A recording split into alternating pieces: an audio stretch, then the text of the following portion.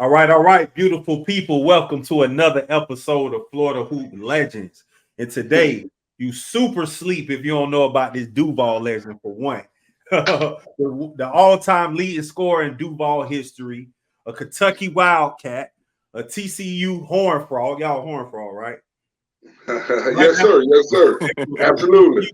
Yeah, I had to get it right. Man, we got Mr. Myron Anthony, the GOAT of Duval himself, today on Florida Hoop Legends, bro. Appreciate you for tapping in with us, man. Already, man. My pleasure. For sure. I'm gonna let Chris get into the basketball talk, man.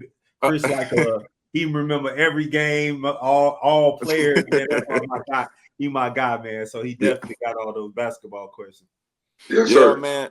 So we like to start from from the origin, man. So we want to start getting to your history a little bit, man. Like, do you have any siblings? Absolutely. I got a twin sister, Tiffany, who actually went to high school with Udonis at Wilson here in Jacksonville. She was a cheerleader. And then I got a little sister. Yeah, that was crazy, man. And I got a little baby sister that's 10 years. And then I was raised by my mom and my grandma. So, Twin? Yeah. I did exclusive information. She yeah, and then we look alike, but she only 5'5". I kid with her and tell her she was switched at birth. That's real though. Yeah. So a Lifetime movie. Yeah. So growing up in a football state, what made you fall in love with basketball? Yeah. So what happened, as y'all both well know, that we do two sports down here, and this is second nature.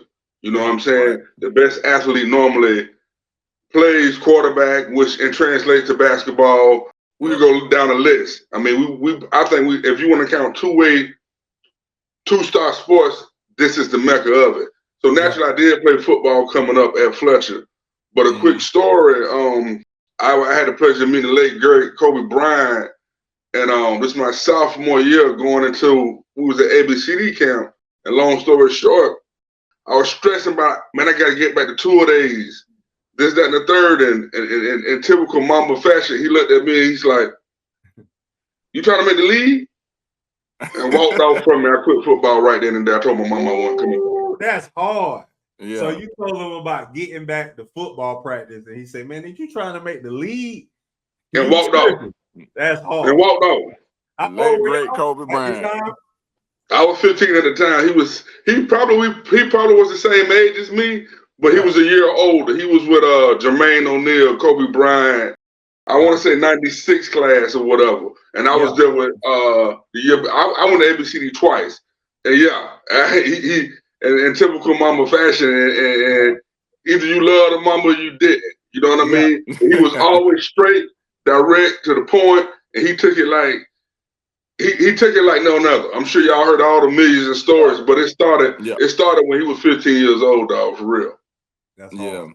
That's hard. So coming up, man, what drove you to become great? Because obviously to get that invite to ABCD camp at 15 years old, you was already established. Absolutely. So man, what happened? Jacksonville is real territorial. It's a south side, east side, north side, et cetera, et cetera.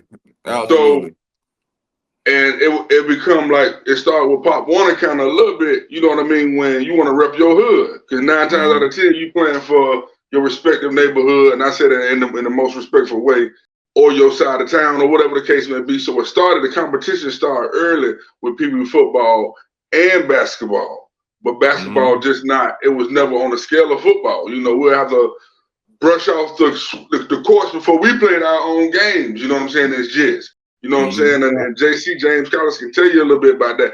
Gary can tell you about that. And we used to get there, and we ain't from sweep the floors, they ain't get swept. You know?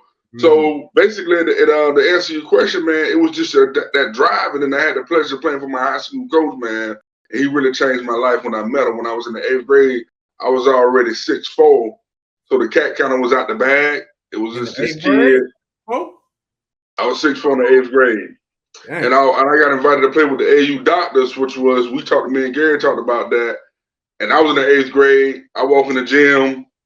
I see JC with the cool shoes on, everybody with the baggy shorts. You know, I'm like, who these cats is?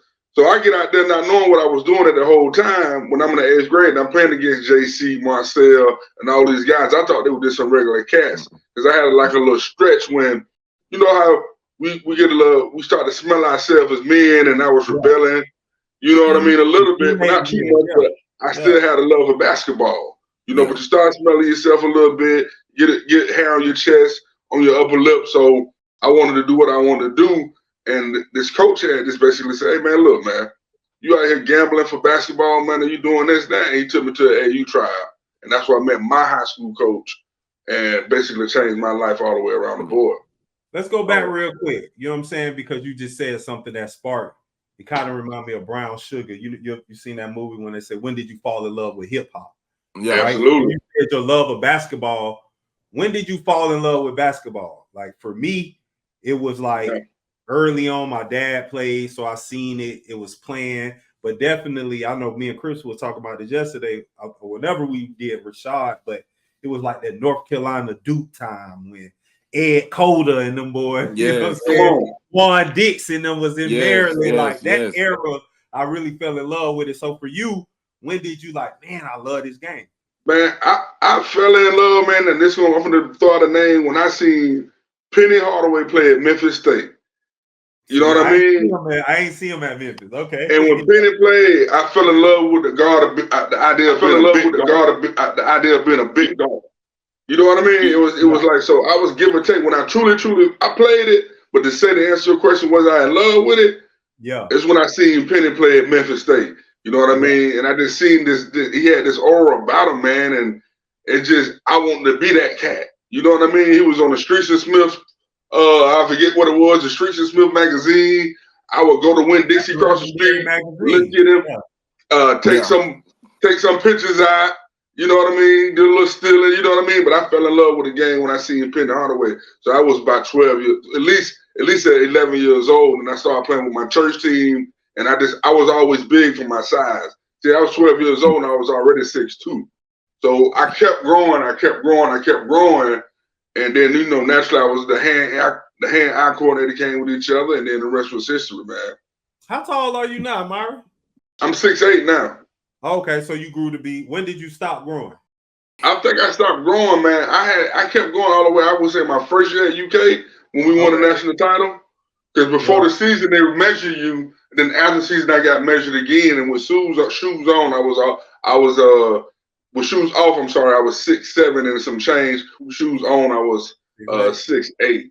You know what I mean? Playing everybody wish they had that height, man. And I hate to bring this up, you know, and I hate that they measure basketball players without shoes, because you're never gonna be without shoes. It don't matter. It's the dumbest thing in the world. It'd be like he's only 6'6" without shoes. I was like, well, he's never gonna be 6'6" on the court. You know what I'm saying? Right, exactly. But another thing too, for the people that see this, you kept referring to James Collins as JC. So everybody that see this, when you see Myron mention JC, he's talking about the legendary James Collins that played at Andrew Jackson. Yes, sir. Yes. But and James was the coolest cat, man. James is a quiet assassin. Yeah. Everybody say he the Duval Goat though, Myron. Yeah. But like I say, man, hey, the tape don't lie. The statistics don't lie. Hey, Myron, listen now, because you got the Duval scoring record. But a legend from Duval say Myron did it in 4 years and James did it in 3. There you go. Absolutely, man. That's my dog, man. And if I would have to say, if he would have had an 8th grade year, he would have put that. He would have had a 9th grade year. He would have put that record off the chain, man. Why he didn't in 9th grade? Because Jacksonville back then, it was 7th, 8th, and 9th. It was a junior high. Got you. So okay. So my second year, I was blessed to have that. We went to the middle school concept 6, 7, and 8. You know what I mean? Oh, okay. So it was my second year. I was able to play the 9th grade when JC did. Got you. Dang, so that's crazy. But he averaged 40 in the 8th grade at Southside Middle. Yeah, regardless on both y'all ends, that's crazy. You heard that, Chris? He averaged 40 in the 8th grade. Yep, for Southside Middle School. They told me JC's first varsity game, they say he had like 52. Yeah. Oh, he was a beast. Where he ended up going to college? Florida State. Oh, I'm a gator, Yeah. so okay. Yeah. 4 years, man. He played 4 years in state, man. Yeah, did he go to the league? I think JC got drafted, but I don't think he went to the league. He was a little undersized. So, you know what I mean? He was more like a Bronny James type without Bronny James' name. But that's a horrible comparison. But he was a much better player than Bronny James, but he was on the size. He was like a scoring. I get what you mean. Yeah. I shouldn't even try my dog like that, but hey, Bronny James, he gonna know what you meant, man. Yeah. So when you met the coach in the 8th grade at Fletcher, you say he changed your life, man. Duval got so much history at that point. Reebok was an established powerhouse. Jackson was an established powerhouse. Did you ever think about going to one of them schools to keep the legacy rolling? Yeah, actually, man. So the recruiting process started for me because when I was mentioning when I went to the doctors, the 8th grade process, I was recruited to go to all the high schools in Jacksonville. Once the cat got out of the bag, like this kid, I didn't play 8th grade for DuPont Middle because of the grade situation, but I was able to play that summertime. And when the cat out of the bag, people started recruiting me. My grandma actually lived in Reebok District. So hell yeah, I considered to go through. It was a tough time. I received money from, man. It was crazy. I won't throw nobody under the bus, but some schools giving me money. But back then it was on a small scale. They was basically bird feeding me. You know what I mean? Yeah. But to a high school kid, $100 is a lot of money. You know what I mean? Or you get some new J's or something. Yeah, like you get some new J's or something. You like, okay, you know what I mean? So it was more like that. I don't mean no big time money by no stress, but coaches come pick you up, take you out to dinner. The recruiting process started real early. But when I met Coach Bob Rowe and Bob Cooper, shout out to the Cooper family, Andre Cooper and Gary Cooper, it was just a match made in heaven. Okay, so when you say go to Duval, what was your moment at Fletcher that you would say that stamps you as the GOAT? Right. I said when my senior year, and it was a breathtaking moment when I just had to stop and smell the roses, quote unquote, when I walked into the gym and it was like we get ready to tip out, and I had the whole SEC and the whole ACC coaching staff there watching me play. Wow. It was a representative from each school, from the SEC and the ACC. Every school, it was a rep. Now, head coach wasn't there. Not all the head coaches was there. Yeah, but it don't matter. They're in the building. and they let it was. We had to put up a whole section where it was coaches only. Yeah, a whole damn gym. So again, we were dealing with wall-to-wall crowds, so you had to get to our games mad early sometimes, man. And we had to literally make a section for this section is reserved for college coaches. And there was one particular time when I felt it, when you just feel unstoppable. Y'all, I'm sure we had those moments in life, not just with basketball, but with anything. You just feel like you can't be stopped. And when I felt it, it was just like, it's almost a surreal moment. You know what I mean? You almost like living a dream. You lay in your bed or a bunk bed looking up in the ceiling and just thinking that, even going through when I was talking about Streets of Smith earlier, when Big Dog Robinson was on the cover, Penny Hardaway was on the cover, Chris Webber, the Shaqs, the Christian Leitners. I can go on and on. And I'm looking at these kids, and then at the same time, we got to take our phone off the hook because there's so many college coaches calling. You know what I mean? So it was just basically like, at the time I was living it and doing some of these great accomplishments before I scoring the basketball, being a big guard. But they put me as a 5 or 4, whatever, but I played everything on the court. I was blessed to play with a coach that just basically said, hey, if you get the rebound goal, you do your thing. You know what I mean? And yeah, man, just the whole recruiting process, bro. It's nothing like anything. A kid shouldn't go through it alone like I did, but it's a process, man. It's a process. And I really didn't have my high school coach, but I want to dig into that too. I want to dig into with the recruiting. But first, let me ask a quick question. Let me put us in the mind of a superstar at the time, because you were two-time Mr. Florida basketball player. Gatorade, I can go on and on. Yeah, man. That's why let we me here. give you accolades right quick, man. Two-time Mr. Florida. I believe you were 4th team All-American. 4th team parade All-American. Yeah, 3rd team parade USA Data All-American. Magic Johnson All-American. Shit, I was supposed to play on the McDonald's team, but we boycotted the McDonald's game. Me and Tracy McGrady both sat out. We boycotted because they wouldn't allow Tracy mom to come, so Adidas kept the whole squad out, which I will never do that again. It was the most stupidest. We'll get in that later, but yeah, man. 2-time Union, 3 times All-State, 4 times All-City, 2-time Union Player of the Year. I got the accolades right here in front of me.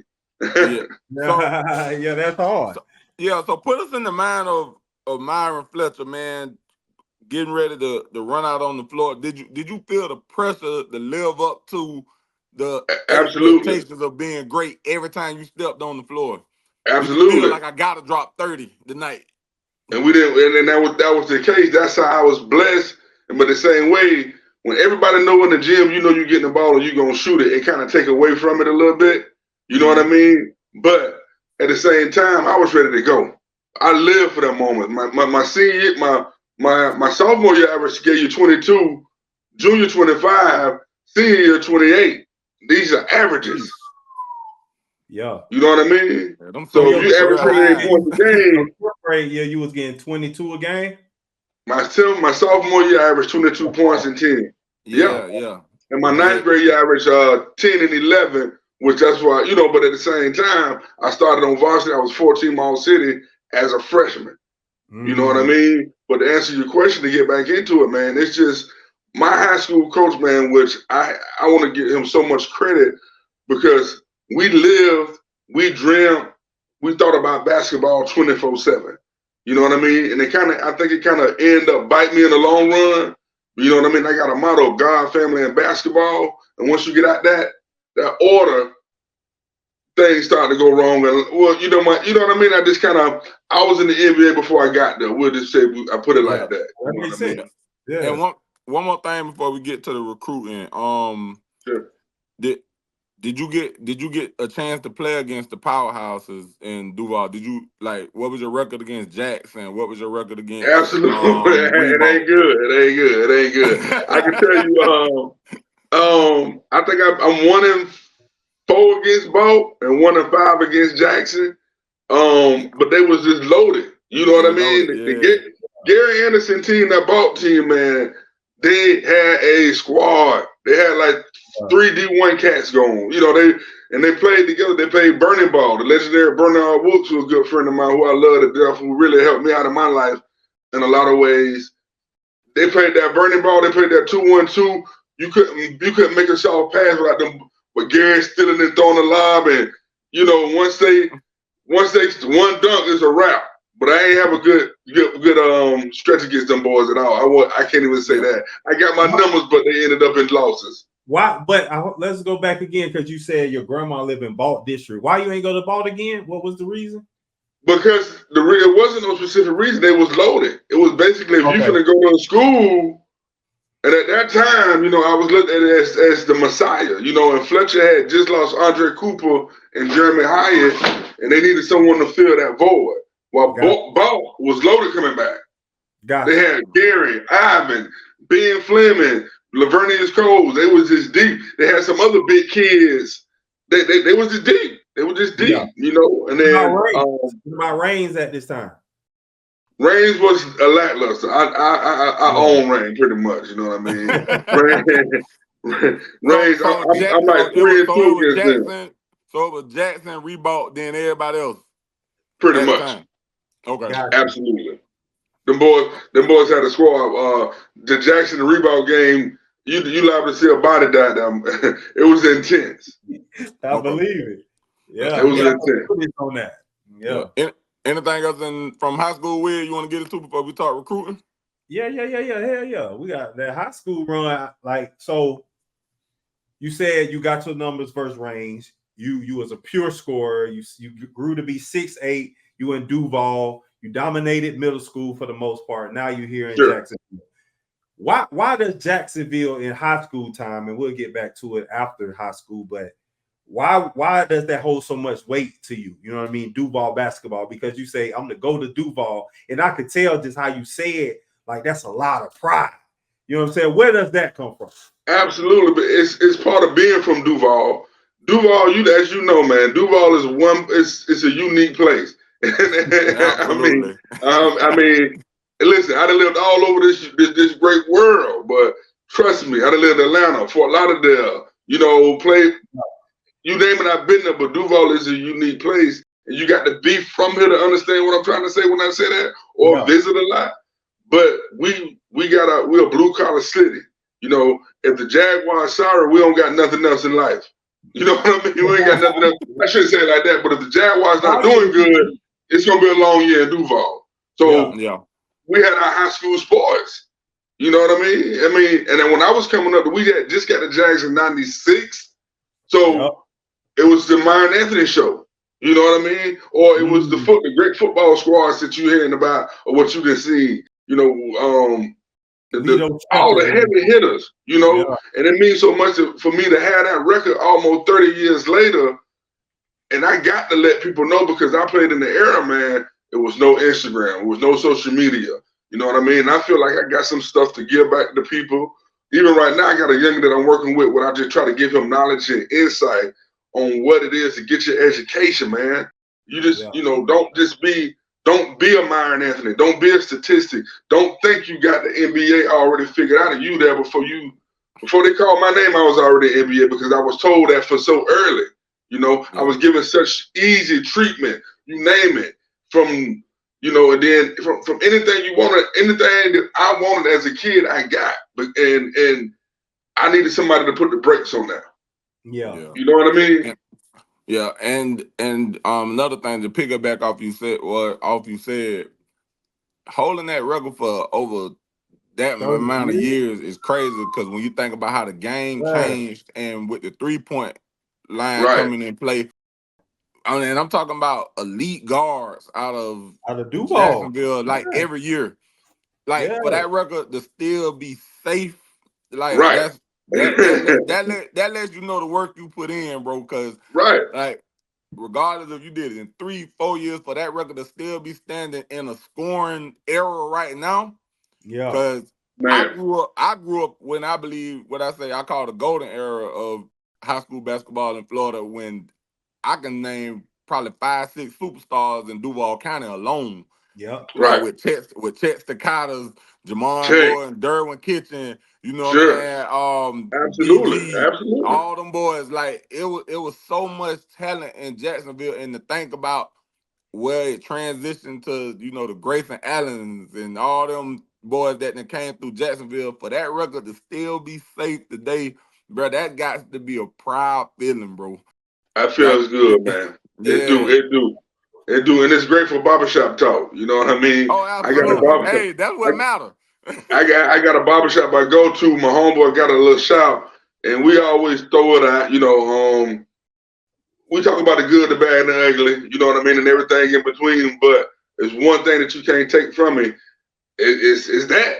You know what I mean? I mean, it's that. I'm proud of it. I'm proud of my city. I'm proud of that record. And when it finally does fall, or if it falls, you know what I mean, I'll be right there with my flowers, saluting whoever take my spot as being the city's all-time leading scorer. You know what I mean? Because right now we're going on, I want to say, it'll be 25 years coming up. That's amazing. And that's what I say about Teddy Dupay. Like, you can say what you want, but he leading everybody in scoring. He got to be on your list. Like, I saw him. Him or whatever, he scored. He put the ball in the hoop. I watched Teddy. We got invited to a team camp. Florida was when Lon Kruger was in office. Remember Lon Kruger when they went to the Final Four in the early 90s? Well, started though, Yeah, so long story short, Teddy and them was there. Yeah. And kinfolk, let me tell you something. If you ain't see it to believe it, yeah. You know how everybody, like, let's say if you one of your plays, you want to get they run their plays so extent for this kid to shoot the ball, man. When he came across half court, I get it. We talking about Steph Curry before Steph. Yeah. He just wasn't. I don't think his ball. I mean, Teddy. I can't even say it because every time I saw him, he did whatever he wanted to do on the court. But his ball skills was incredible. Yeah. You know what I mean? And either hand, we talking about from 40, he pulling up. Yeah. He's one of those rare players you surprised when they miss. Yeah, that's real. That's how I feel in the mirrors, Byron. Exactly. There you go. Hey, and Myron, and we actually started this question with you, and I want you to know your answer. You on a hill alone, so I really want to know the reasoning because we've asked probably 10 legends this question about would you rather have the Florida Mr. Basketball or a state title? You the only one so far saying Mr. Basketball. Right, yeah. But that's a lot. We're with you. Yeah. But, yeah. And most of them like, no, man, I got to get that ring in Lakeland. Give us a detailed reason why you would still rather hold up your two Mr. Basketball over winning in Lakeland. Right. And I think because I got spoiled because I went to Kentucky and I won in my first year at UK. You know what I'm saying? So I won a national title. So it kind of killed. You know, I wouldn't say it supersedes it a little bit. You know what I mean? Because I won the ultimate team. Yeah. I won the ultimate team. We don't count because we know what it's like to finish the job in Lakeland. And and like you said, you end up winning on a higher level. Well, listen, I was a victim of Vince Carter. That's all I'm gonna say. Oh, so you could, he was in that era. It's hard to get past that. Daytona mainly had it on isolation, man. If you played in that mid to late 90s, you had to see him. You had to see him. Have amazing. NBA Hall of Famer, man. You just couldn't do nothing with him. Man, that's so crazy, bro. I don't mean to change the subject, but Florida basketball is rich. So for people to think we don't got hoopers is wild to me. You know what I'm saying? Listen, I tell you this too. Yeah. And we played with that chip on our shoulder. So we talking about so this is my next year. So this is when me, Tracy McGrady, Keon Doolin, Udonis, Brent Wright, a couple more Florida cats. So we got invited to go be ABCD camp. Yeah. And back then, bro, it was for real beef. They used to hate on Florida. They used to hate on the South like no other. They thought we was just all about booty shape music. They thought they used to mock us with the 6 and 9 boys. Yeah. You know, then we put in that, I had to bust out that goody mom for them. Like, hey, we got some lyrics. Hey. Yeah. But listen, what my point I'm trying to make is we had to have a show that they just always didn't want to give us our flowers, dog. From the standpoint, they thought we was a football state. They thought we talked country. They thought that everything was Miami Vice. And it's a cat, I'm going to know, it's a cat named Jermaine Walker. Jermaine Walker went to Ely, Pompano Beach, Ely, and he was kind of more like our leader, you know, because he was one of the older guys or whatever. Ely had knocked off Rebound, or Bolt knocked off Rebound, I forget. Anyways, but we go to ABCD, he said the word dog. So, you know how we say, dog, what's up? Yeah. The biggest joke, they mocked us, they talked about us, they hated on us. We almost got into fist fights. But when the basketball, when they got on the court, bro, all that shit stopped. Yeah. That is that the tournament where T-Mac made his name? Like, who you telling? When he went, I tell you this real quick too. So I'm on the phone with the Adidas rep, Alvin Smith. He got let go. I'll talk about him a little bit later. So basically, he was a pimp. That's I don't even know how to even describe it. He's a rep for Adidas, but he used to give us team, you know how your team market Adidas and all that good stuff, whatever. So long story short, I remember Alvis had to beg Sonny Vaccaro to let Tracy McGrady come to camp. Yeah. Because I shared with y'all, Tracy didn't play his junior year in Arbondale. because of the fist fight. He had like a race fight, so he got suspended his whole year. So I didn't see Tracy again until almost 2 years later, like I shared the story. And by then, it was the most incredible thing you ever seen in your life, man. I seen him put on 4 inches from in 18 months. He literally put on 4 inches. So now and he was always the butt naked truth. Yeah, they say he went from unranked to #1 player in the country. I seen it. I seen every game, Imano, and it wasn't even close.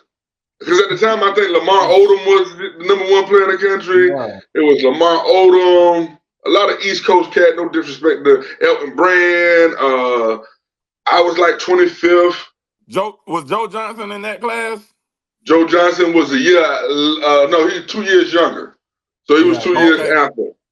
But my point is, nobody, from a person that hasn't been begged to come to the camp, to the tournament, and you lead at the best player in the country, bro. And then from that, I'm going to hit you in the mouth from that. From that, get drafted 13th overall. Yeah. You will never see nothing like that. Yeah. I mean, I'm telling you. Give us our flowers. Get up Florida boys our flowers, man. And right now we talking about a perennial Hall of Famer. Yeah. Oh, you played in the era, bro. Like all these names, Elton Brand, Odom, and all that. That's when, like, even Odom, you look at him, he's 6'10", handling the rock, the lefty. He changed the game. He changed the game. Yeah. That's crazy. Yeah. He was the ultimate big guard. You know what I mean? Lamar was legit 6'10", and back then the Iverson, everybody wanted to do the Iverson crossover when, you know what I mean? And he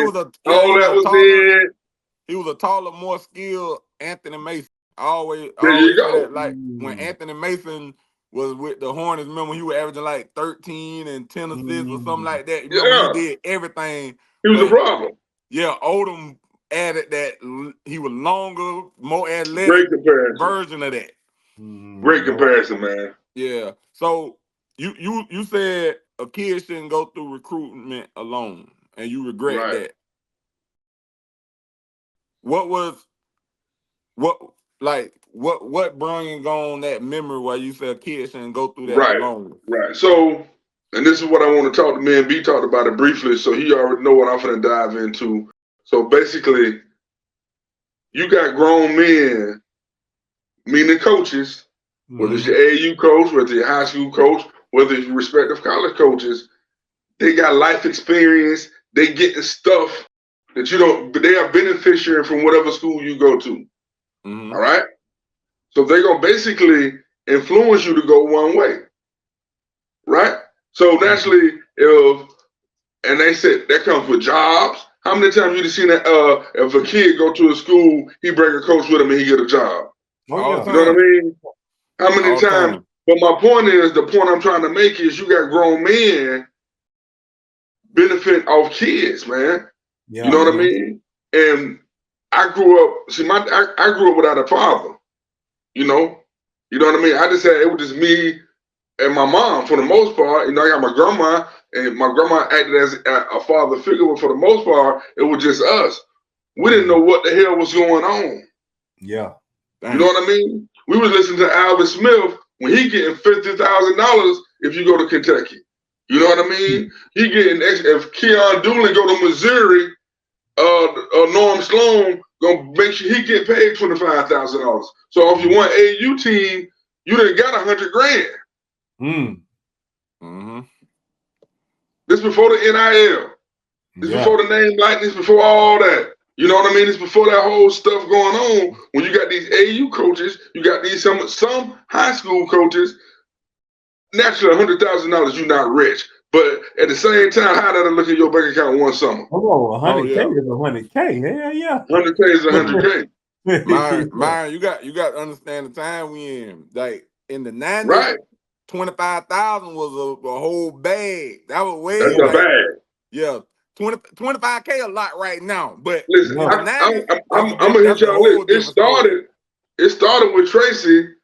You know how sometimes you ever heard of these, like, for example, Tracy from Florida. He went to school in North Carolina, the Mount Zion Christian Academy. Yep. How in the hell a school go from 0 wins or 2-3 wins a year before, be a perennial powerhouse ranked the #1 team in the country the next year. Yeah. A lot of players moving. A lot of who you staying with? Mm-hmm. Them boys living the college lifestyle, living in colleges, living good, not to throw nobody under the bus, because that's not what I'm doing here. But at the same time, man, now I think through social media, through a lot of things, that recruitment process, who got their hand in what pot? Yeah. Why this kid want me to go? Why, even with the football kids, I see why this kid going to Miami. Is he bringing his coach? How much money did X, Y? You know what I mean? It's a lot of things that was going on behind the scenes. I'm gonna tell you this: some schools, like I had a problem with marijuana. Knew I smoked weed. Yeah. You know, I look past certain things to get you to sign. They give you enough rope to hang yourself. You know what I mean? And I hate to say it in those terms, but that's exactly what happened, man. No. It's What would you have done differently, you would say then? Oh, that's a great question as well. See, me personally, like I said, I was in the NBA before I got there. Mm-hmm. I got out of when I say God family basketball, somewhere along that got mixed up for me. Mm-hmm. Basketball became 5th on that list.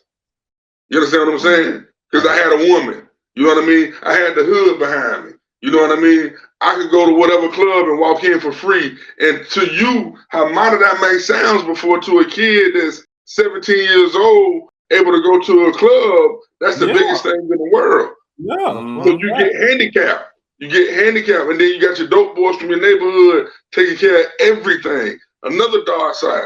A lot of us are from the inner city. A lot of us from the hood. We all we got, you know?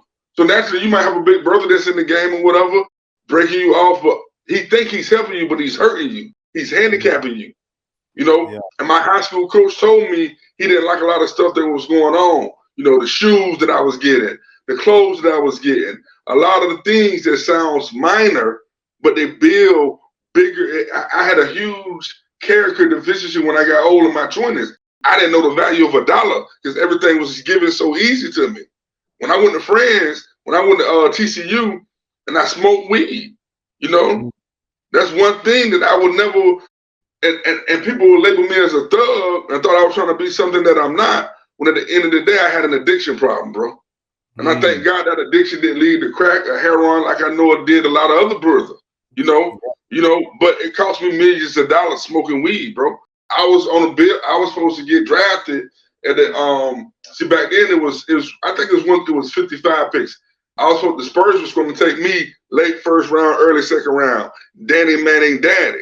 So these people, listen, TCU, I was drafted 14-7. They all had a gentleman sleep by me. But whatever I wanted to do, I was going to smoke weed. Yeah. And it's not, I don't know what was wrong with me.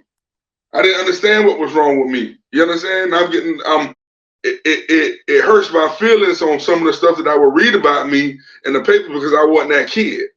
Yeah. You know, I just had a substance abuse problem. I didn't know how to stop smoking weed. You know what I mean? I didn't know how to control it. And not to mention, no one ever gave me a hard time for smoking weed. But when your name gonna get called, they're gonna do their due diligence. You know what I mean? When the Rockets want to learn about you, they talking to your high school teachers. They talking to every human being that they might not think gonna say something positive about you. Yeah. Because they're gonna want the real. So yeah, let's get back where you were saying like people was getting paid to steer kids to certain schools. Did that play an impact in you choosing Kentucky? Absolutely it did. So the year I signed with Kentucky, people don't know me and Tracy committed together, McGrady. So Tracy, me and Tracy McGrady, we said we was gonna come to Kentucky together. Kentucky had an assistant, a gentleman by the name of Del Ray Brooks. Shout out to Del Ray. He not coaching no more. But him and my high school, him and our AU, the Alvin Smith gentleman, were friends. So when Tracy's blowing up, I'm already leading to going to Florida, Kentucky, but Donovan is recruiting me heavy, but I'm not knowing enough about him. He just came from Marshall, but everybody telling me he's a phenomenal coach. So Florida, he's at so I'm in a big time decision. Donovan out of his mouth told me that he would never pay a player. He said, listen, I'm going to make you the best basketball player. You'll be an NBA lottery pick if you came to the University of Florida, but I'm not paying you nothing. I'm not giving Alvin Smith nothing. So it blew me away from the standpoint is, and look what he went on and did. Yeah. None of the boys got paid in Florida. We're talking about back-to-back national titles. You know what I mean? When Florida, they had it on lock. What they had for 5 years, when Donovan was there, he had it on isolation. You know what I mean? That being said, man, you pick a program not for the money, but you build it for the brand and the education. You know what I mean? I know that I can go on and on, man, about it, but it hurts because a lot of good brothers get painted in bad lights. Bro, we couldn't talk about weed. We couldn't talk about depression. We couldn't talk about some of the things that I went through in my 20s. And even when I got in my 20s, bro, I had such a tough time with dealing with life because I was handicapped. Yeah, you was I didn't want to go overseas and play. I went over there. I hated going overseas. It wasn't like I'm by myself. You got a kid that's 22, 23 years old, and you in France, you just not happy. You know? And I got depressed. I started smoking heavy. I got into the streets. And I thank God, when I say got out of the streets, trying to be something that I'm not, which a lot of kids do. You know what I mean? The hood gonna love you, but you ain't. I'm not no hustler. I'm not no drug dealer. I'm not no street guy. Yeah, you a hooper. You know what I mean? Yeah. But you jumping out there because you lost in life. You lost in life. So what you did every day of your life is not taken away from you. Yeah. And the only thing you got is your homies. And all of them doing stupid stuff. You know what I mean? And I just thank God, man, that I got in some trouble, but it wasn't dramatic trouble. You know what I mean? That I was able to look up and say, hey, this ain't where it's at. You know what I mean? And so basically, I caught a felon. I'll tell y'all a quick story, how UD looked out for me. I was 34, 35, and by this time, probably a little younger. At this time, basketball was over with. I was playing in Mexico. I was playing the NBA. It was a wrap. You know what I'm trying to say? I was holding on by the thread of my teeth just to get a paycheck. You know what I mean? I'm playing in the IBL. So, Udonis at D-Wade, they opened up a restaurant. So I'm paraphrasing now. I'm going to skip a little bit on y'all because I don't want to talk. So they opened up a restaurant, and basically UD put me down with the gentleman.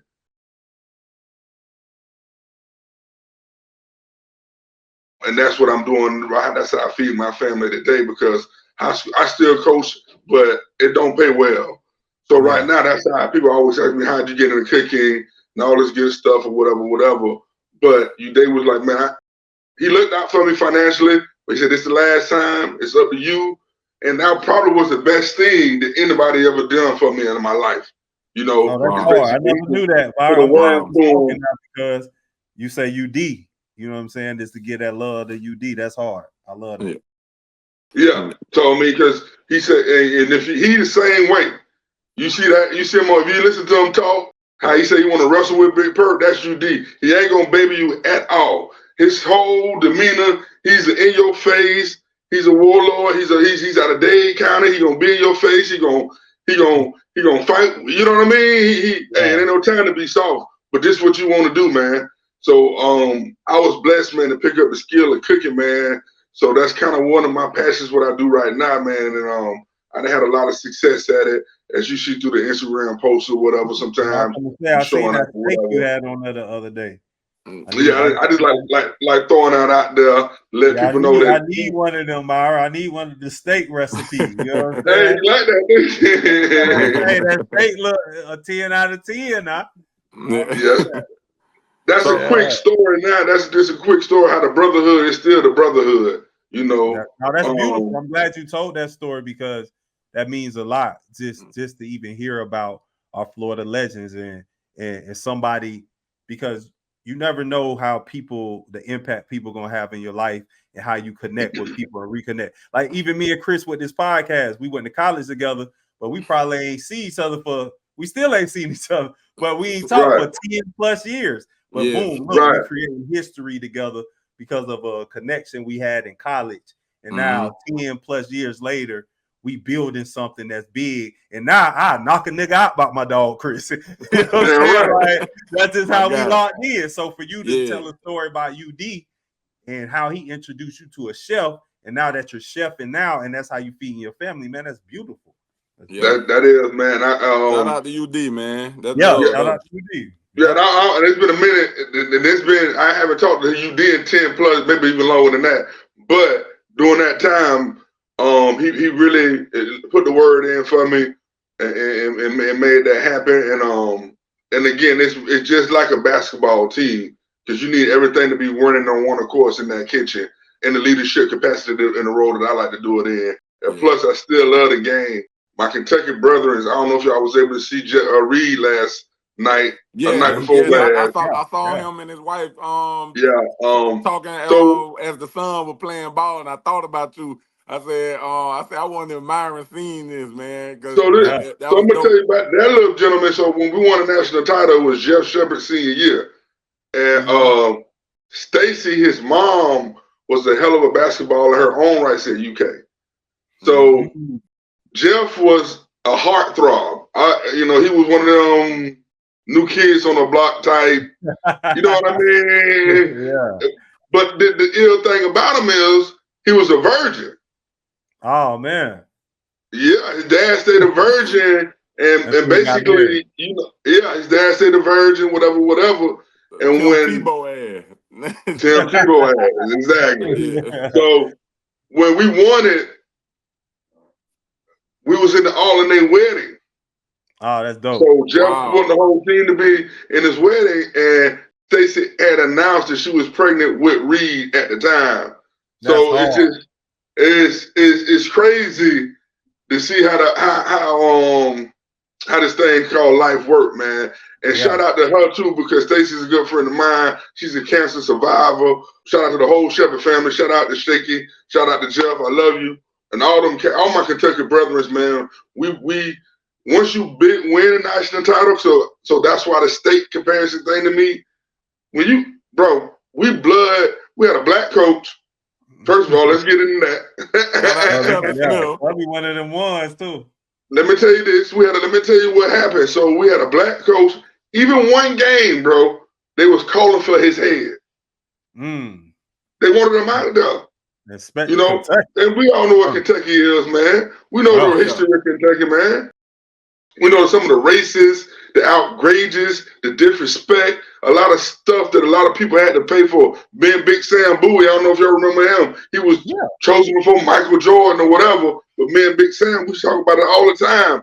The hatred, the stigma that regular students, African-American kids, got to go through by just being on that campus. We was in the 90s. So here it is. We had a black coach, and they wanted his head after every game. You know what I mean?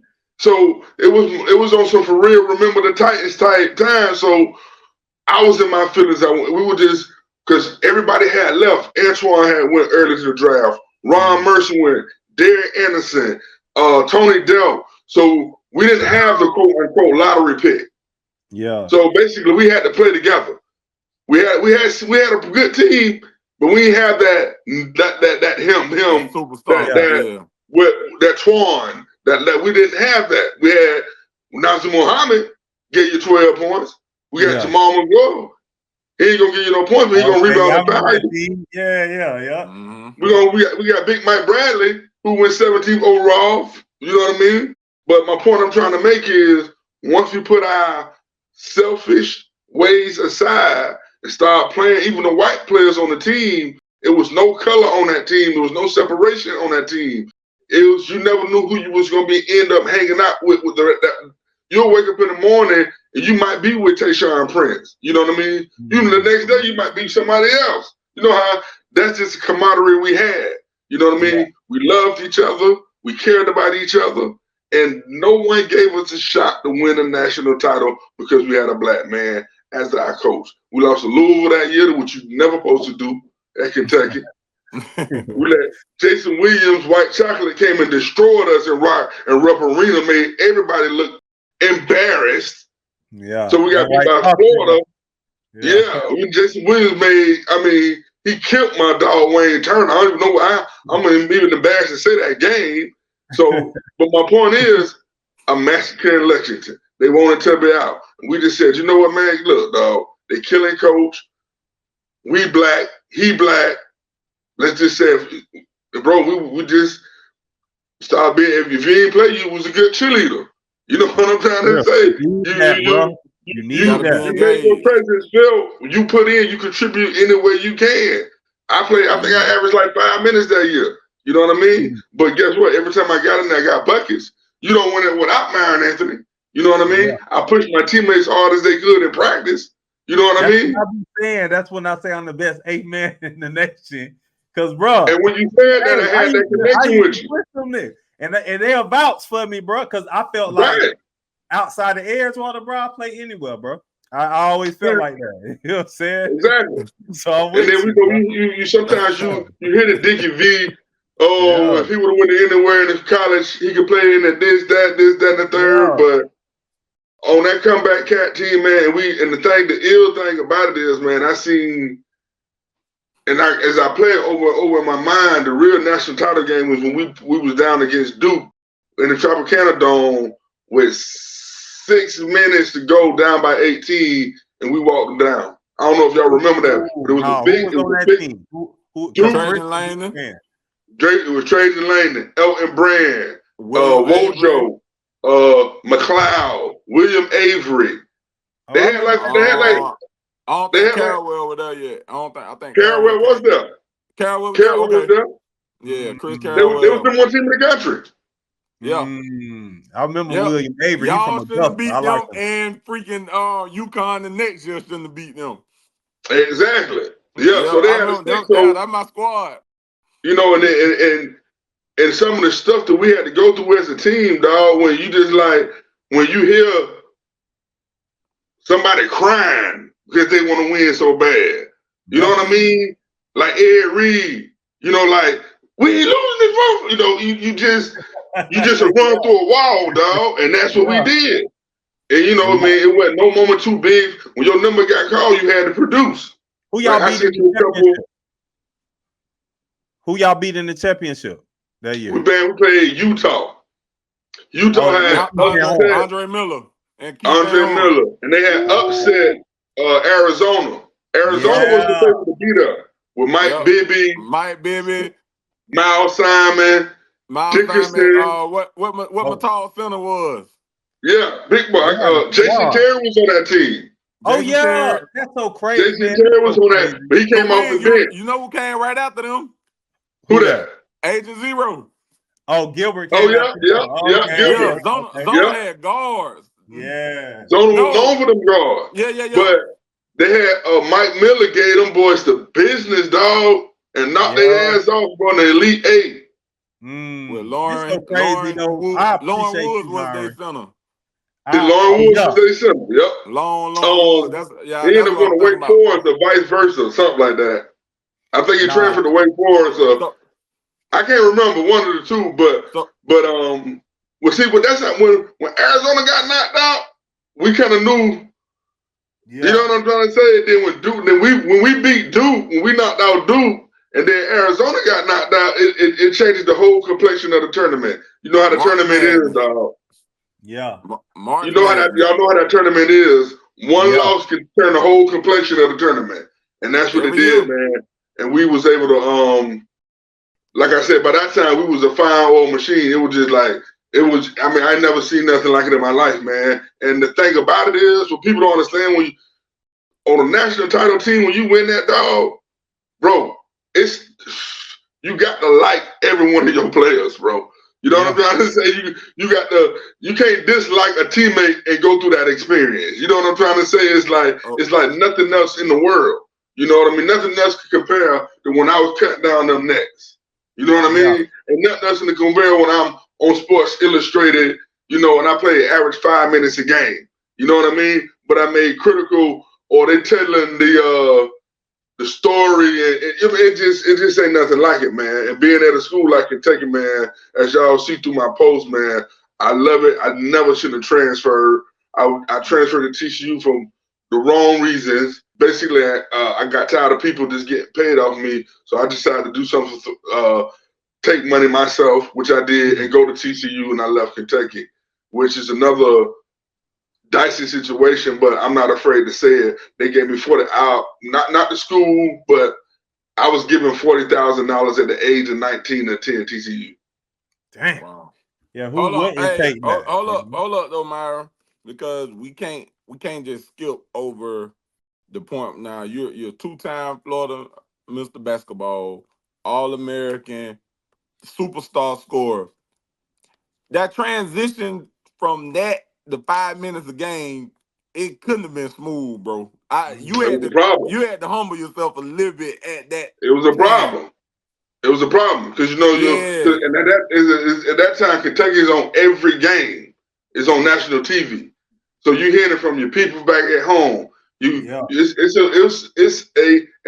to mention, see, I signed with Rick Pitino. Okay. Pitino left prior to me getting there and took the Boston Celtics job.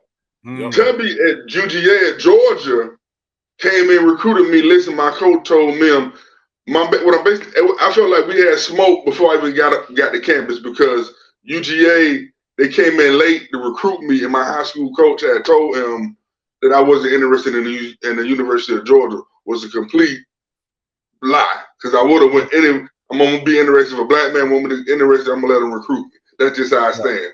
So, but that being said, is I was producing in practice. I'm a better player than Hashimu Evans. I feel like Allen Edwards, the younger Edwards brothers. Shout out to the whole Edwards family, from Doug, Steve, and Allen. But Al, I just felt like I was just a better player, and I should have been playing.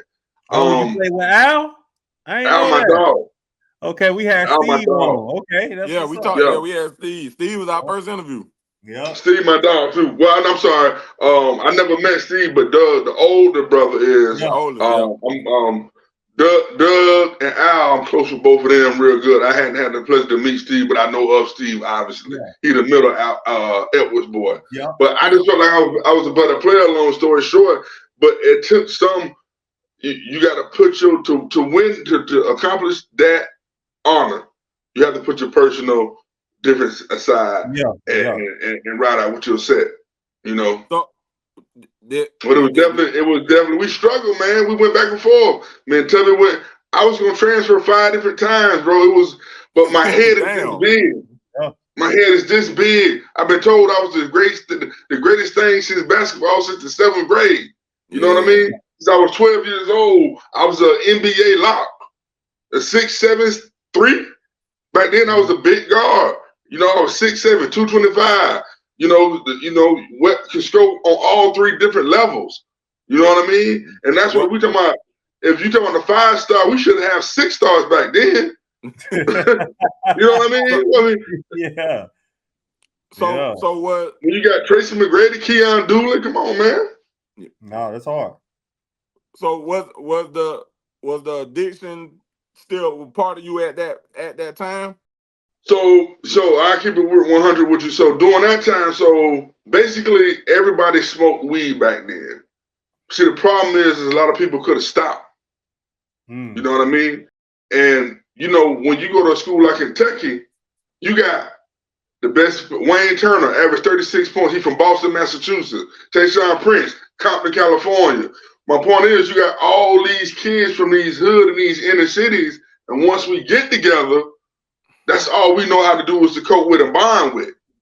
Is listen to Tupac and smoke a blunt. Or listen to Biggie. Or y'all remember them 90s, or y'all might not, y'all a little younger, but the 90s, that's when the hip-hop scene, that's when hip-hop was hip-hop. I'm in middle school. I started high school fall 99, so I definitely was big in the music at that point. Dog, I mean, it ain't even no comparison, but I want to get off subject, but my point is, hip-hop, basketball, and what? And weed. So, we was being very risky, man.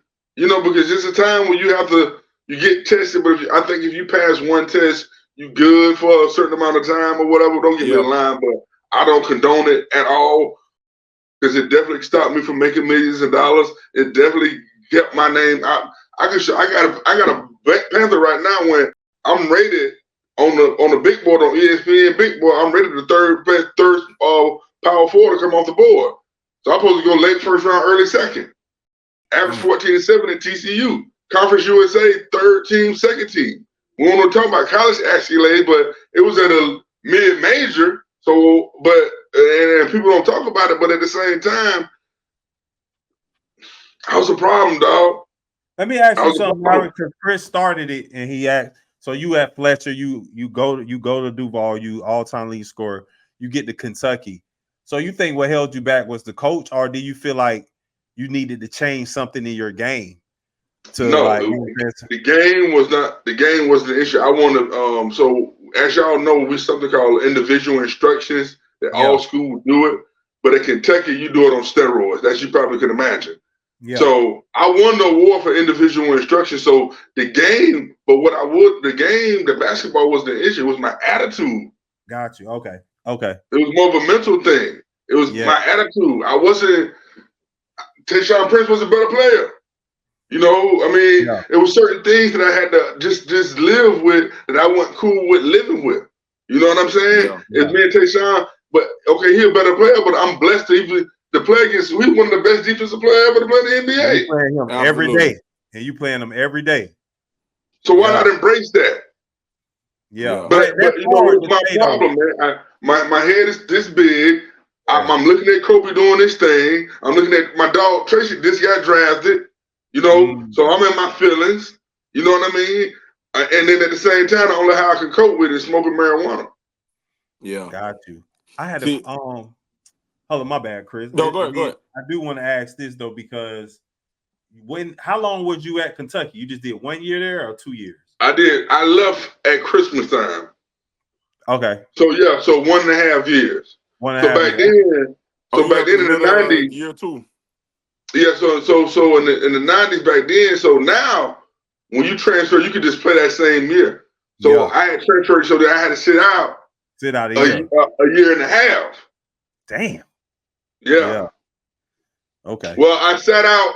I got eligible half a season, so I lost the whole year. I only played 3 years of college basketball.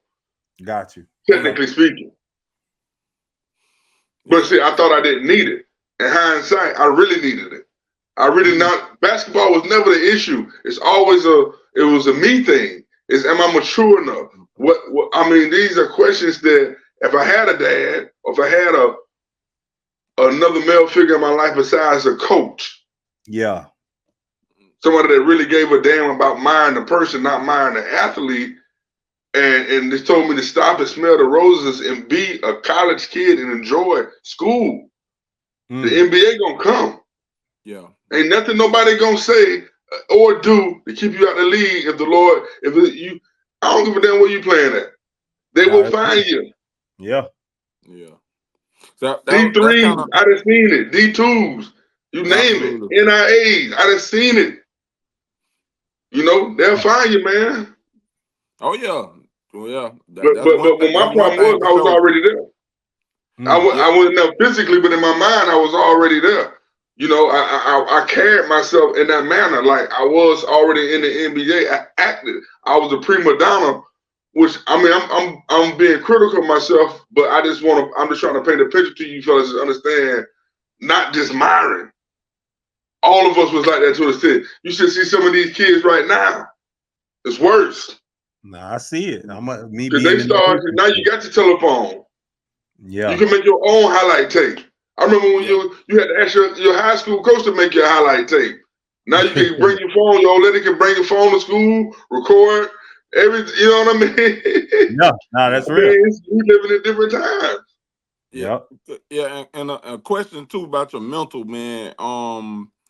Me and we talked to Ladarius Houghton like maybe about 2 months ago, and D said, D said with him getting hurt at Florida, Plus, he said it's so many factors that people don't realize when it comes to making it at the college level. He said a lot of people don't understand, like the coach got to actually like you to choose to run his system through you. And he said you got to stay healthy. And he said he began to question himself, and after practice and stuff, he was like, why am I not getting a chance to play through my mistakes and everybody else? Because he said they were like, D&M class was crazy with UD, Mike, Teddy, and him. He was saying, like, Billy could have chose any one of us, but he said, I couldn't help but question, like, damn, why not me? Like, Mike made mistakes in practice, but he get to play through it. Did you have to deal with that, like, absolutely on the mental side, like, did you question because you don't know what's going on? Player? Yeah, because you don't know what's going on. Because some of these now, it seems like you when you make a mistake on a high school level or even on the AAU level, whatever, you can play through your mistakes. You're gonna learn. But shit, guess what's gonna happen though? You make a mistake in Kentucky, somebody else coming in. You got another All-American waiting on you. Yeah. So the margin for error is very small once you get to any D1 school, especially in the SEC. Yeah. You know what I mean? The margin with Ladarius, one understanding is, which I didn't either, is you got different talent. Mike Miller is an undeniable talent, bro. Yeah. Tayshaun Prince was an undeniable talent. You know what I mean? You can't, when I say undeniable, and the measurements, like from arm to arm, like I said, Tayshaun is 7'2". Long. Yeah. So that's like, okay, his vert was like 27 inches, which is nothing, but you throw 7'2" inches on there, that make you like a 40-inch vertical leap. Yeah.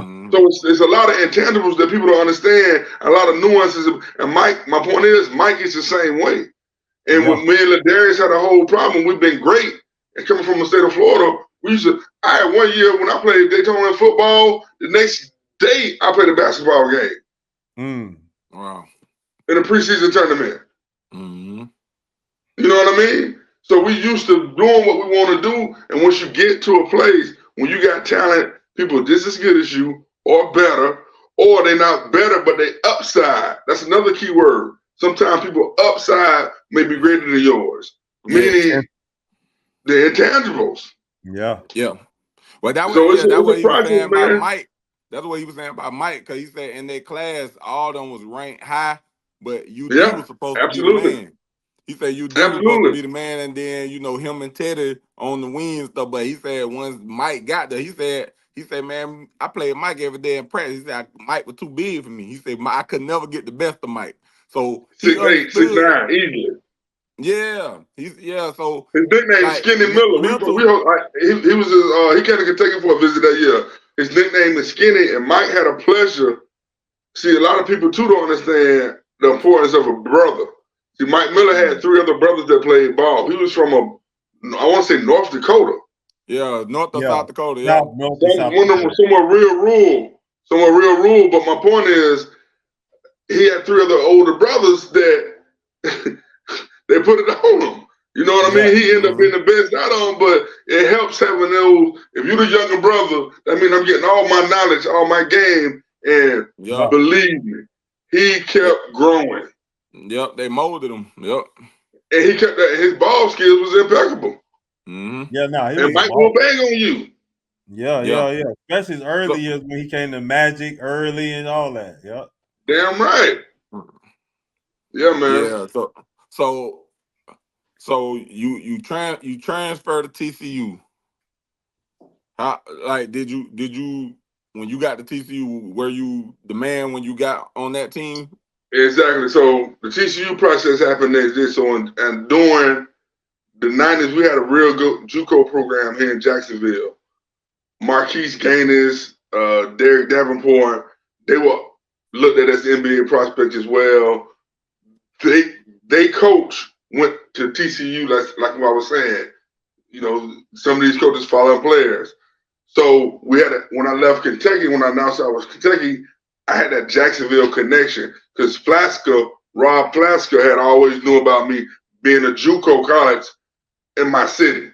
you know, and a couple tournaments was here. We just met through basically the greatness, you know, just doing a lot of tournaments or whatever. He asked me would I want to come. So I was like, no, man, I'm bigger than that. You know what I mean? Squaze at the time, again, I thought I was in love with this young lady. They told me that I could bring her along, and they gave me $40,000 and were close to it, and that's what I based my opinion on. What you? So it had nothing to do with basketball. What did you do with that $40K, Myron? I can't even tell you. I know I bought a car. I can't even tell you, bro. I have no idea. Throughout just living good, just going out to eat, just you know, putting speakers in your truck, just doing what you think a 19-year-old or 20-year-old kid would do before the bands. Nah, I get it. So you went to TCU because your girlfriend was there. Was she there with you the whole time? So she was there. Again, you know, we had all figured it out, right? When you meet a female, you in love, blah, blah, blah, blah, blah, blah, blah. So I get to Kentucky, I complicate things, fall in love, and the thing about it, I haven't talked to this person in 25 years. But anyways, fall in love, do the whole engaged thing, the long, you know how we do it. I'm sure all of y'all know what I'm talking about.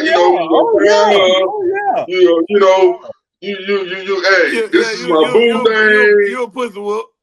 To say the least. So basically, she was at UK with me. And so she was going to come to TCU with me. That was the plan by her parents. So she was a black student. She had to get through loans, Pell Grants. She had to get off the muscle, you know. Yeah. So with that being said, she had to get off the muscle. And that being said, her parents had already paid for the school. And, you know, you pay for school 2 years before one semester in college. You know how it is. And then you just don't snap your hands like you transfer high school. It's a process. So, but I'm getting off a little subject, but okay, during those times, so they said she could come. They gave me the money, and they had a good team too. Lee Nalon was there. They led the nation in scoring. Lee Nalon, they had a real good team. They went all the way to the Sweet 16 the year before I got there.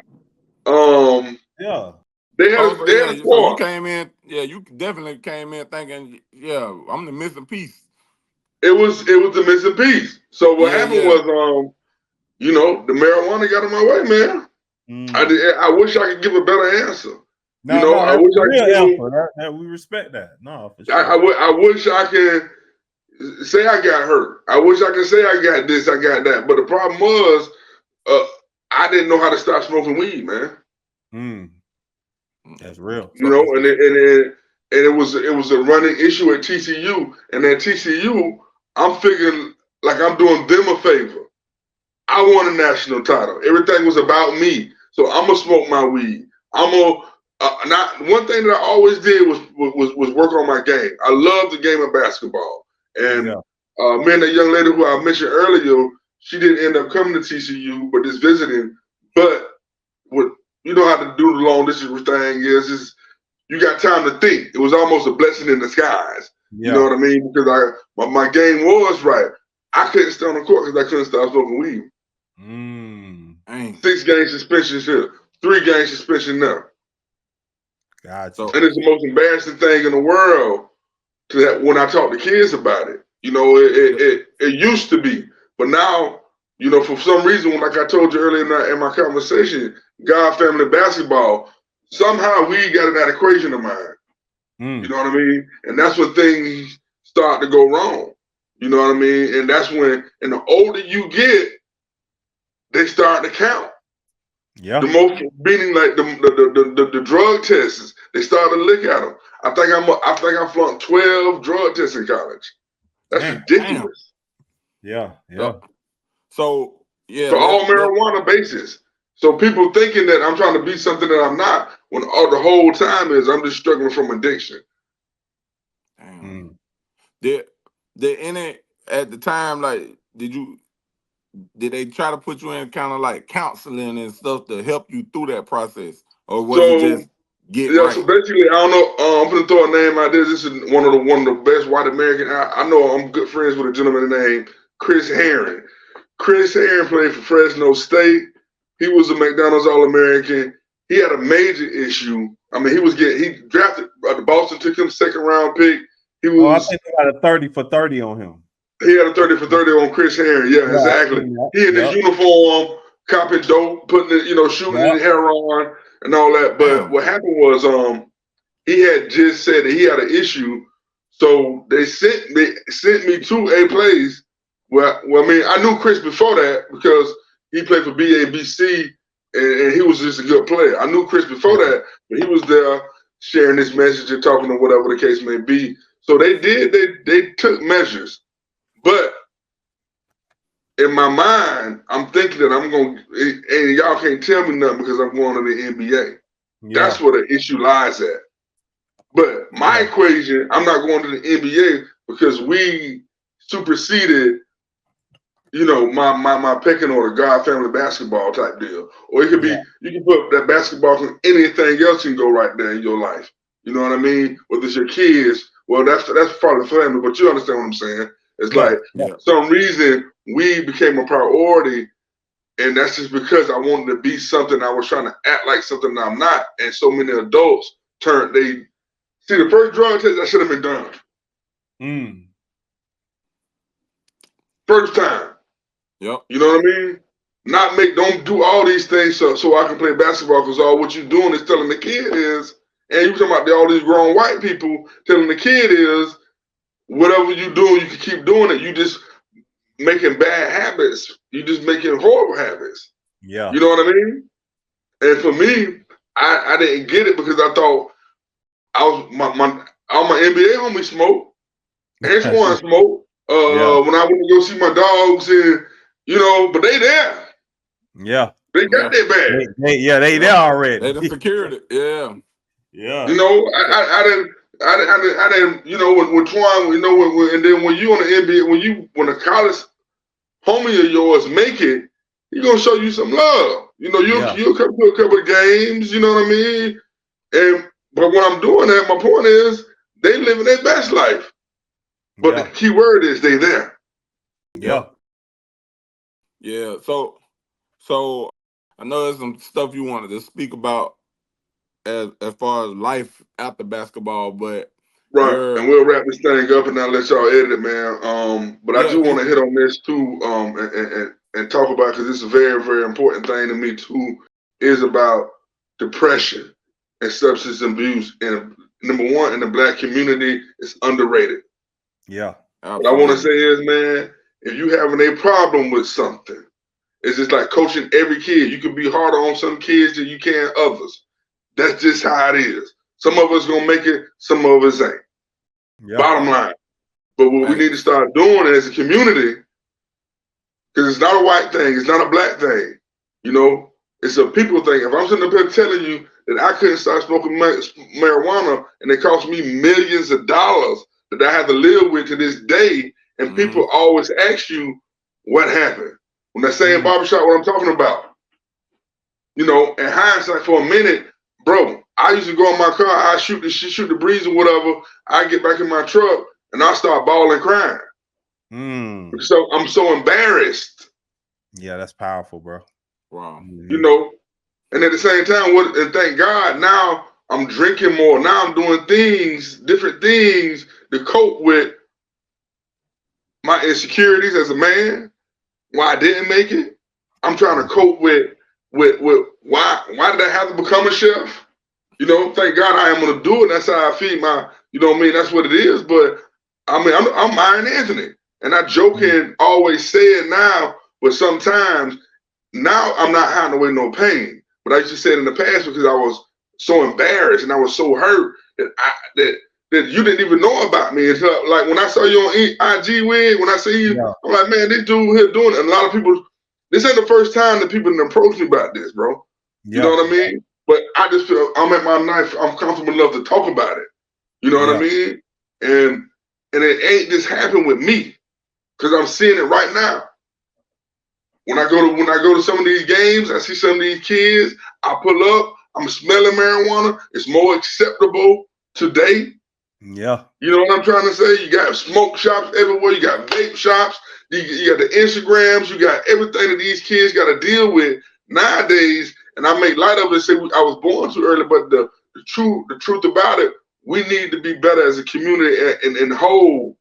This just basically, and like we talked about it, this the information. If you're a single mother, if your kid going D1, or hell, if he going anywhere, yeah, you need to know what a scholarship is. You need to know what's year to year. What does my son get for being on a scholarship? Yep.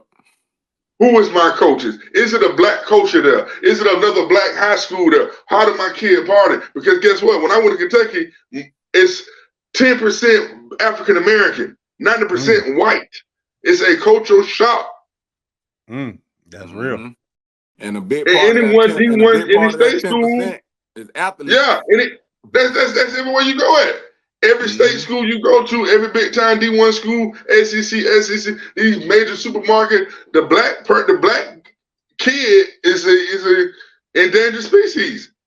You see a black kid on college, you don't think he's an athlete? Yes or no? You ain't never gonna question is he. If I'm walking on campus, the first thing, oh, he's an athlete. Not saying that there's anything wrong with that. That's what it is. Yeah. But I just want to hit on the man and let's just not ignore, like when you share some stuff about being depressed. A lot of stuff that we got to do a better job with informing the information, and let's know what a scholarship is.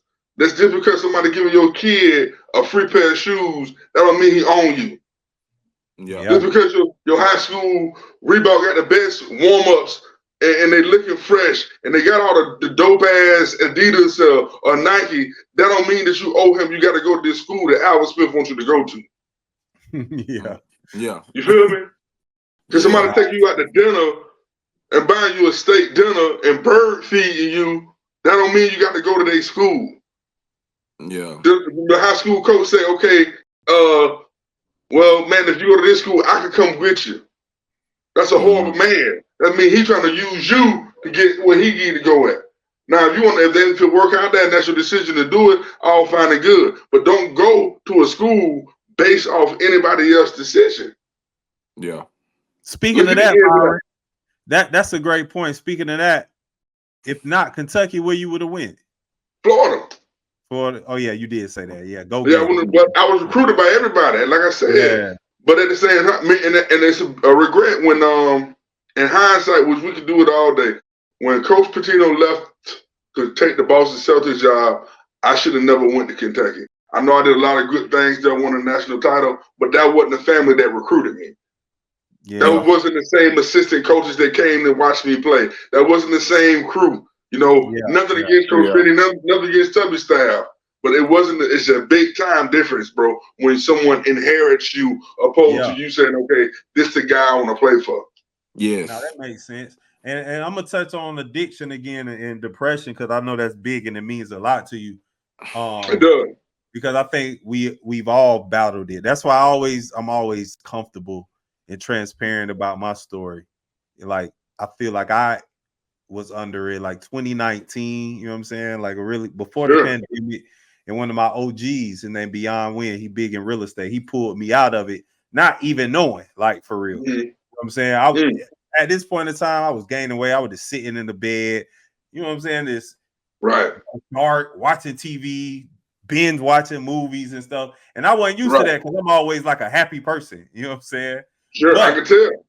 How did you shake the depression? Like if somebody listening now that's going through depression, not even the depression, but the addiction to weed as well. Because so when did it come to where you're like, okay, this off me, I broke this chain and now I can move forward. Yeah, when it was, I talk about depression first. First, it took me developing a passion for something else. When basketball went, the ceiling, hey, you ain't finna make it. Yeah. It took me developing a passion for food and cooking and coaching and doing individual instructions for me to say, hey, like, man, the fuck up. You know what I'm saying? Yeah. To put it mildly. You know, like, I was in it, bro. I ain't watched basketball for 2-3 years, running around here trying to be something that I'm not, you know, drinking heavy. You know, you wouldn't recognize the gentleman that you see right here. And I thank God for them battles, but to beat depression, man, you have to talk about it. You're gonna cry. That's major. You're gonna cry. You're gonna. It might take you a time. To this day, bro, I got a life coach. Wow. Major. Yeah, I like that. You know what I'm saying?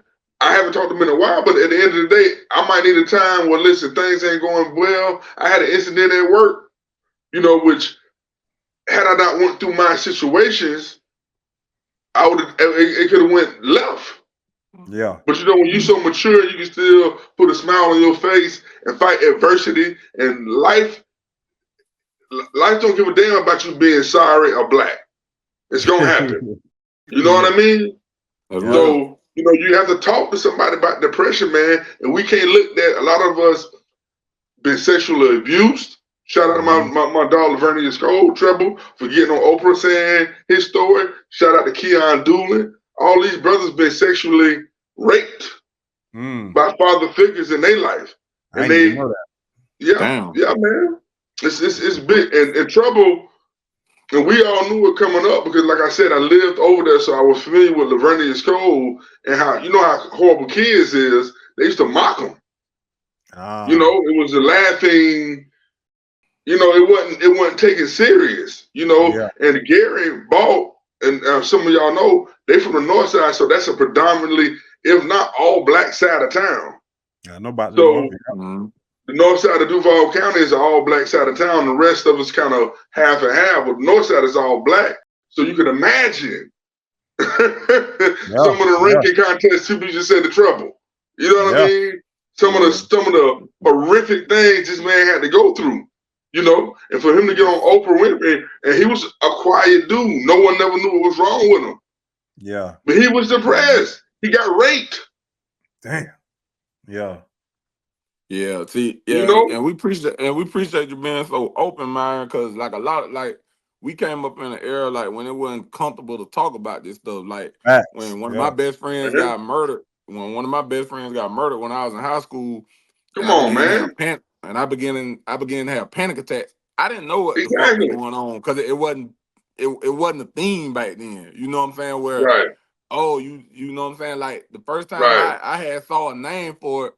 Soul Food had a series, and Terry on the show, one of the sisters on Soul Food, she was having panic attacks, and she was going to see a therapist, and I was like, damn, I need to do that. I was like, because everything she doing, bro, it got to the point where I was scared to sleep at night, and long story short, because I'm about to ask you about hitting rock bottom. I remember when I had a panic attack, which I remember I felt like I was about to die, and I literally said to myself, bro, I'd rather die before I go through another night like this. I literally had hit rock bottom to the point where my roommate knocked on the door, and he was like, Cat, bro, you straight? And I had to act like I was in there okay because I was embarrassed to say, bro, I need help. You know what I'm saying? So I know exactly what you're going through on that point because seeing somebody die, seeing their body with the blood coming out in the body bag, that shit ain't natural for a kid to see. Yeah. That's horrible. And I got to go back on my life. I got to go to school the next day. You know what I'm saying? I got basketball practice. Stops. You know what I'm saying? This shit crazy. So nothing stops. Yeah, so now I'm going to college with bad sleeping habits, bad eating habits. So I go from freaking 190 to in 2 years, I'm down to 300 pounds. You know what I'm saying? I was a shooting guard in high school. When I'm playing intramural ball with them, nigga, I'm in the post. You know what I'm saying? That's how my life changed. You know what I'm saying? I tell you all the time, I should have just took my ass to school to play basketball and stuff because I didn't want to go to school. But mama no, you going to school. Right. I'm not gonna let you go to school here because you need to change the environment. So I had family in Tampa, so I was like, well, I'm gonna go to USF. And I told her that I was like, I'm gonna walk on at USF, but I knew I wasn't gonna walk on. I had no desire to play ball. I didn't even want to go to school. Bro, I was so scared to sleep at night. I stayed up all night playing video games. I would go to class, no sleep, and come home and take a nap. I was going off 3 hours of sleep, maybe every day. You know what I'm saying? Just every day because I was scared to sleep at night. Right. So like, so when did you hit rock bottom, bro? Because I remember everybody know their rock bottom. Yeah. Like, when did you hit rock bottom, and that's when you said, okay, something got to change here, bro, because I can't live like this. So, basically, I shared with y'all basically when it's over, when your basketball career over with, when you playing in these godforsaken leagues, and you might not get a paycheck, you might get a paycheck, but you gonna be bouncing around. You know what I mean? You just, it's just like listen, I ain't get my first job till I was 33 years old, bro. Wow. So you don't know what you finna do in life. You tried hustling, that ain't work. You tried working somewhere else, that ain't work. You ain't like doing that. You tried coaching, well, you can't coach because that don't make enough money, and you know it's a lot of intangibles going into it. But me personally, my personal rock bottom, bro, is when everything, when I had to start from ground zero. I'm talking about moving back in with my mama type shit. You know what I mean? Yeah. And that's when basketball completely left my life. So I had a major weed habit at that time. I'm talking about, man. But I also dabbled in ecstasy. You know what I mean? Dabbled with cocaine. Dabbled with alcohol. And then pretty soon I'm drinking as much as I'm smoking. I really ain't like cocaine. You know what I mean? But we all been at parties or whatever the case may be. Same thing with the ecstasy. And during the time when I was taking ecstasy, it was real popular. The double stacks, triple stacks, and all that. So once, at least you will have, when you playing, you'll say, okay, I got to stop this to get in shape to make this team. Yeah. You will have something to hold you accountable. Yeah. But when you ain't got nothing holding you no more accountable, it ain't no more teams to make, ain't no more agents calling your phone, ain't no nothing. You know, but you still got a drinking habit. You still smoking high-end marijuana too. You smoking $20 gram type shit. Like you develop such an addiction, so you develop addiction, and you don't know what to do with your life. Yeah. You know what I'm saying? Because I know this is a big thing too. How did your friendships and stuff change at that time? Because now you're not on top of the world. Did you still have them same friends? It's a cold world, man. Listen. I knew something was wrong when first you didn't pay for anything. Coming up, the weeds and all this, you're not doing everything. Then all of a sudden, when people see you not gonna get anything else from you, when you're not gonna make it, they want you to pay for everything. I used to go to dinner with my one homeboy. He used to get the tab every time. That's changed. You know what I mean? Like I said, you really, really see where people coming from.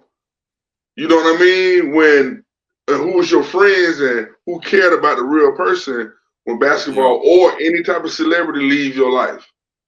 You know what I mean? So y'all partners, right? You don't want him nothing from him. You don't want nothing from you. That's a friendship. But when it's one-sided, that's not a friendship. That's just a bunch of people leeching on. Some people, bro, I ain't talked to in 20 years since I quit playing basketball. Damn. Wow. Some people talk, it's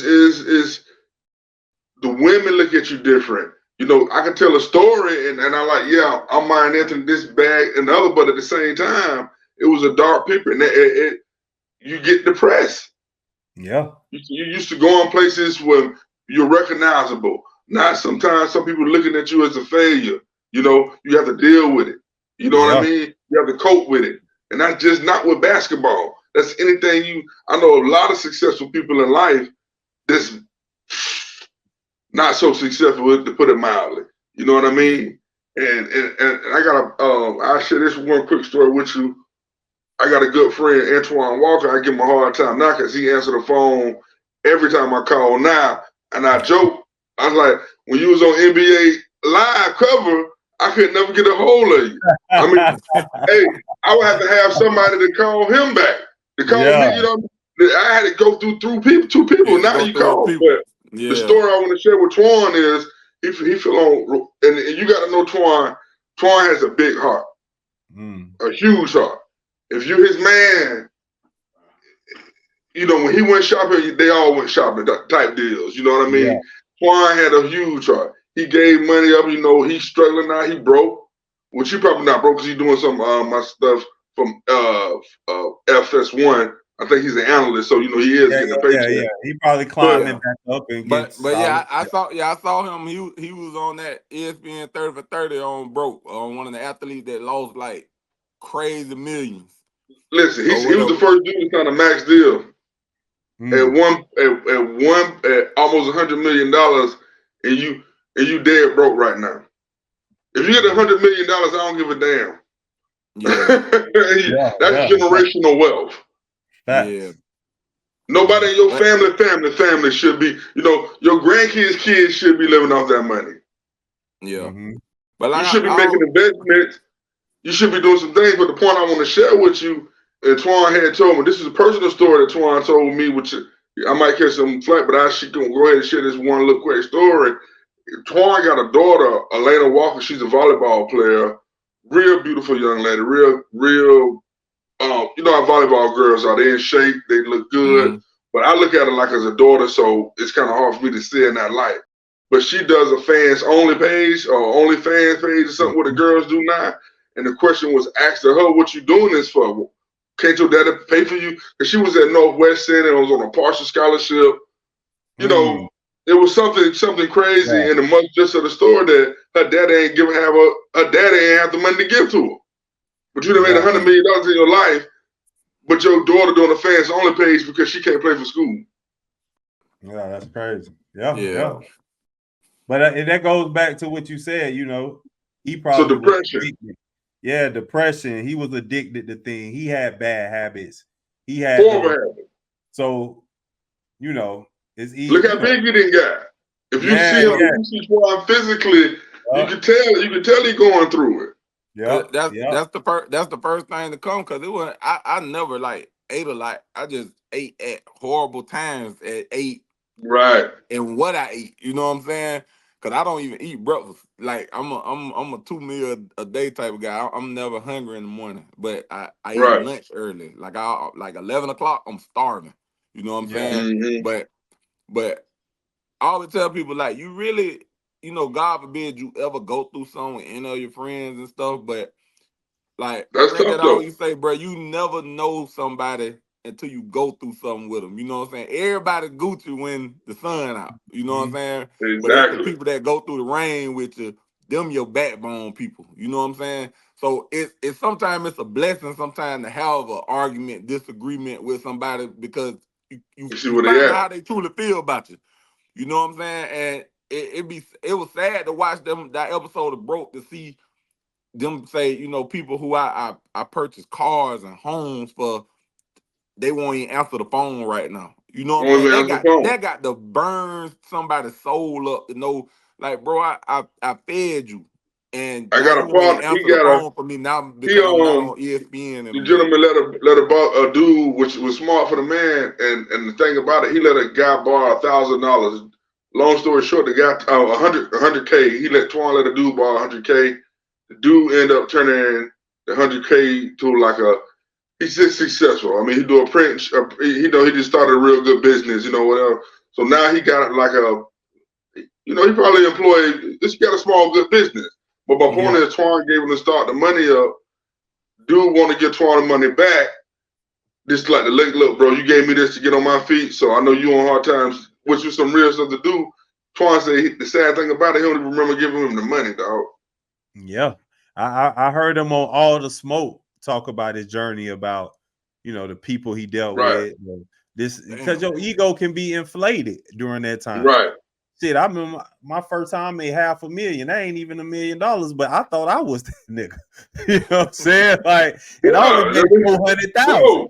You know what I'm saying? I made 400,000, and I thought, man, you can't tell me nothing. You know what I'm saying? And that ain't $100 million. So I get it. Well, I mean, he probably made that through the course of his whole life, but you get what I'm saying. But like, that's tough to deal with, man. Yeah, no, that's tough to deal with. But that's why, to land the plane, that's why having people like this on and you telling your story, your journey, because believe it or not, we do have kids that watch and follow the page and learn about the legends. Shit, ultimately, me and Chris kids, because there's a lot of people that we don't know about. So it's people in our inbox like Steve Edwards, or even learning you and the Gary Anderson. And because we grew up in the 2000s. I graduated 2004. Right. Chris, what you 2003? Yeah, 03. So you know what I mean? So during these times, when you were talking about that Utah game and that these are things like, damn, when I'm like 9 years old, I remember. You know what I'm saying? So to be able to talk to you and hear these stories, that's super dope. But once again, man, we appreciate you for joining the platform. We started this to give people like yourself flowers and really put Florida basketball on the map. So we really want to give you your flowers and give you the opportunity to shine as you've always done your whole life, regardless of what you've been going through or what you did. You healed as a Black man and still healing, and that's major to see that. You know what I mean? So, and I want to thank you too. And I tell Chris this all the time, and just, you know, through text, like, you my dog now. Like, I feel like we free. Absolutely. You know what I'm saying? So to even meet you through this, I can't wait to meet you in person. Me and Chris pull up on you whenever we ever get the time. Like, now I feel like I met a legitimate person that's in my life that I care for. And as I get older, I'm only 38, but I feel myself getting more sentimental and valuing relationships. And, you know, now all my homeboys, I tell my, hey, bro, I love you, bro. You know what I'm saying? Like, I love you. You know what I'm saying? Like, so appreciate you, Myron, for even joining my platform, bro. I appreciate it, man. Thanks for having me on. I love what y'all doing, man. Let's keep the ball rolling, keep everything doing. We Hoopers from the 90s, we appreciate y'all taking the time, because I know y'all ain't got to do none of this at all. Y'all just doing this on the share of y'all heart and what y'all like to do. And trust, it's not going unnoticed. Once I see you doing your thing, bro, I say, now that's the cat. If I'm gonna come support and let them use my name or what the little small platform I do have, I want to be with somebody like you guys, man. I appreciate everything that y'all done. I check y'all every week, man, and y'all keep on rocking, and I know I'm gonna keep rocking with you, man. Man, appreciate that, man. Big love. All right, man. Once again, y'all like, subscribe to the YouTube channel. This is Florida Hoop Legends. Yeah. Oh, I got to get you a hat, Myron. We got Yeah, I got to get you a hat. I'm gonna have L Boog send you a hat.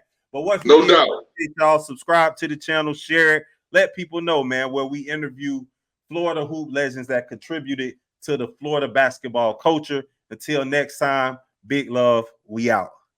All right, appreciate it, fellas.